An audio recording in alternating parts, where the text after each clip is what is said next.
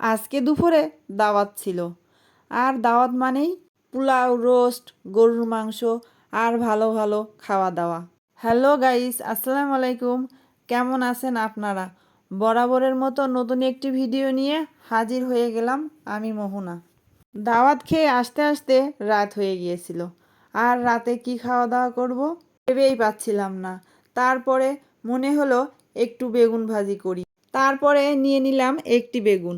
বেগুনটা ভালোভাবে কেটে ধুয়ে লবণ, হলুদ আর মরিচের গুঁড়া মাখিয়ে ভেজে নিলাম। তারপর এই যে আমার বেগুন ভাজাটা হয়ে গিয়েছে, আমি একটি বাটির ভিতরে তুলে রাখলাম।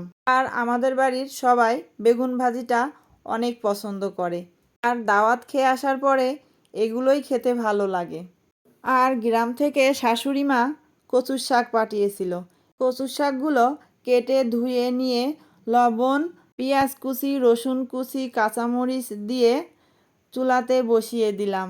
যেহেতু আমরা দুপুরে দাওয়াতে যাব, এই জন্য আগে থেকেই কচুর শাকটা সিদ্ধ করে রেখে যাব।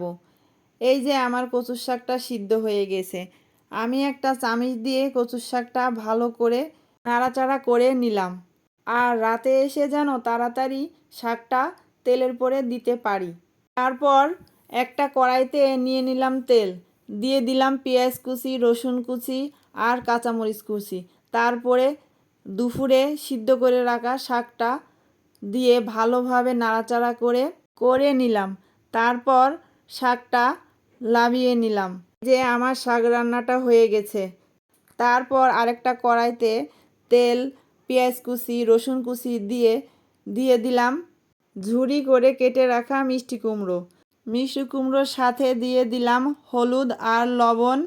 আর দাওয়াতের পরে আমাদের মতো বেগুন ভাজি, কুমড়ো ভাজি আর কচুর শাক কে কে পছন্দ করেন অবশ্যই কমেন্টে জানাবেন। আর কার কোনটা ভালো লেগেছে অবশ্যই কমেন্টে জানাবেন। আজকে ভিডিওটা এই পর্যন্ত। সবাই ভালো থাকেন, সুস্থ থাকেন। আল্লাহ হাফেজ।